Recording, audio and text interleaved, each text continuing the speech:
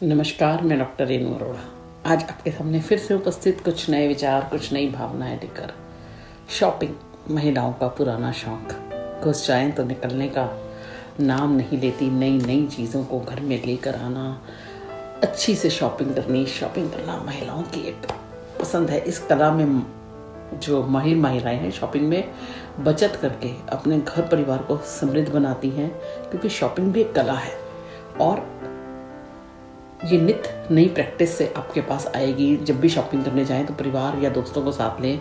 चर्चा करके सामान लेने से कई बार आसानी भी रहती है, या अगर आपको लगता है कि आप किसी परिवार के साथ जाएंगे या दोस्तों के साथ जाएंगे तो उनके साथ कहीं आप अपने मनपसंद की चीज़ ना ले पाएँ या आपके बजट का ना पता, तो घर पे पहले से डिस्कशन कर लें। तो आज खरीदारी पे हम खुलकर बात करेंगे। तो सबसे पहले अगर आपको खरीदारी करने जाना है तो आपको सूची बनानी है। शॉपिंग करने से पहले आप एक सूची बनाएं, इसमें ज़रूरत के हिसाब से चीज़ों को लिखें। इस सूची में किचन से लेकर वार्डरोब तक के सारे सामान की अलग अलग लिस्ट बनाएं। किस शॉप से, कहाँ से हमें क्या सामान खरीदना है, तभी हम ज़रूरत का सामान खरीद सकते हैं। ऑनलाइन शॉपिंग में क्या होता है, हम अक्सर डिस्काउंट या ऑफर्स में फंस जाते हैं, तो हमें जो चीज़ ज़रूरी है वही लेनी है। दूसरी बात, घर से कभी खाली पेट नहीं जाइए। अक्सर हम ये सोचकर घर बाज़ार में निकलते हैं, अच्छा शॉपिंग करने तो जा ही रहे हैं, आज बाज़ार में ही खा लेंगे। पर अगर हम घर से भरपेट खाना खा के जाएंगे, एक तो हमारे पैसे की बाहर खाने से बचत होगी, दूसरा पेट भरा हुआ होगा तो आराम से शॉपिंग कर पाएंगे, तीसरा जो बाहर का खाना है वो हमारी सेहत पर फिर बुरा असर नहीं डालेगा, और बाज़ार में खाने का बिल भी कई बार बहुत ज़्यादा हो जाता है। तो इसलिए ज़रूरी है कि जब भी घर से निकले तो खाना खाकर या अपना भरपेट करके निकले, ज़रूरत के हिसाब से रुपए। अपने क्रेडिट कार्ड की बजाय मैं ये मानती हूँ कि अपने पर्स में हमेशा नगद रुपए लेकर चलें, क्योंकि जितने पैसे आपके पर्स में होंगे आप उसके हिसाब से शॉपिंग करेंगे।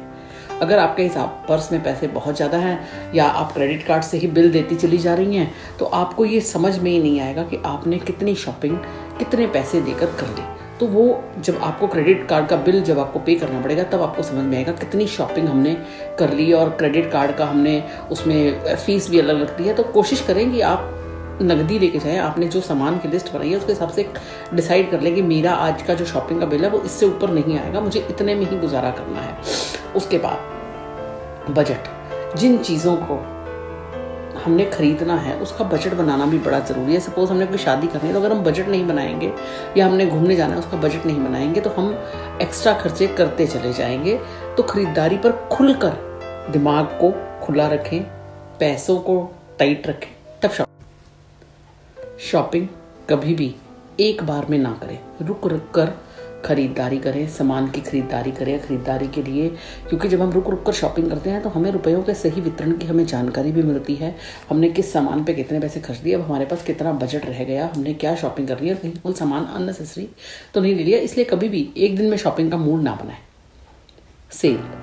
सेल पर हमें ध्यान देना बहुत ज़रूरी है। लगातार ऑफलाइन बाज़ार में भी खोजें, ऑनलाइन बाज़ार में भी खोजें, पूरी जानकारी लें और देखें कि कहीं आप छूट के झांसे में ज़्यादा तो नहीं फंस रहे और उस चक्कर में आपने अपने बजट से ज़्यादा ही शॉपिंग ना कर ली हो। कई बार क्या होता है, ऑफर्स लग रही हैं, अच्छा जी ये भी ले लो, ये भी ले लो, एक के साथ एक फ्री है, पर क्या वाकई ही हमें उनकी ज़रूरत है, या हम ऑफर्स के झांसे में आकर अपना बजट बिगाड़ बैठे हैं। अगर आपको कहीं कोई डिस्काउंट कूपन मिलते हैं तो उसका भी इस्तेमाल समय से पहले करना ना भूलें।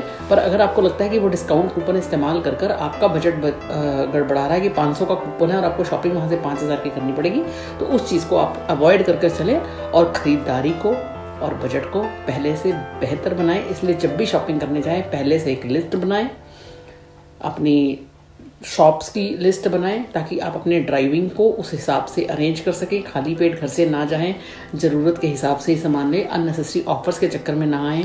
क्रेडिट कार्ड से शॉपिंग कम से कम करिए, इससे आपकी बजट को संभालने में मदद मिलेगी। धन्यवाद। अगर आपको मेरी वीडियो पसंद आई तो अन्य लोगों से शेयर करना ना भूलिएगा। मुझे ट्विटर, फेसबुक, इंस्टाग्राम इन सब पे फॉलो कर सकते हैं।